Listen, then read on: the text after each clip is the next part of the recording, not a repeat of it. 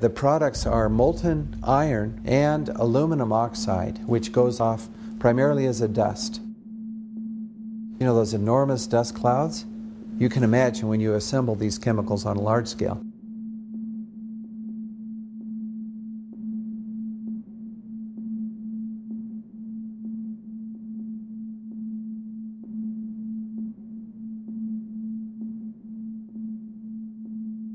Molten metal pools under both towers after they collapsed, and Building 7. Now, Building 7 wasn't even hit by a jet.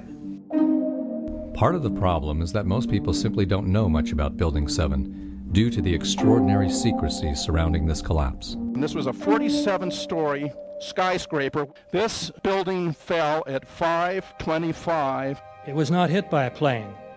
This building had fires on only 2 or 3 floors. And it was brought down by what we know was a controlled demolition. Demolitions, they look just like that. You know, a kink in the middle, and then that building just comes straight down, almost at free fall speed. They first blow one of the central columns so the building falls in on itself. Building 7 had a classic crimp or wedge. Its central column was blown out first, so it didn't structurally damage buildings just a few feet away from it.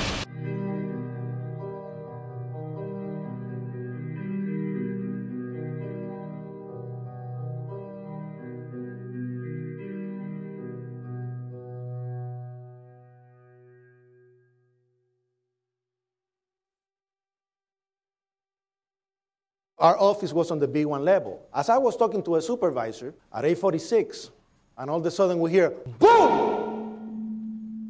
An explosion so hard that pushed us upwards. And it came from the basement between the B2 level and the B3 level. And when I went to verbalize, we hear, boom! The impact of the plane on the top. As I'm walking by the main freight corridor building in the corridor, that's when I got blown. I mean, the impact of the explosion threw me to the floor, and that's when everything started happening. All of a sudden, a big impact happened again, and all the ceiling tile was falling down, the light fixtures were falling. You know, you got to go clear across the whole from 1 to 2 World Trade Center, and then all of a sudden, it happened all over again. Something else hit us to the floor. Right in the basement, you felt it. Walls were caving in, everything that was going on. I mean, I know of people that got killed in the basement. I know of people that got broken legs in the basement. People that got reconstructive surgery because the walls hit them in the face.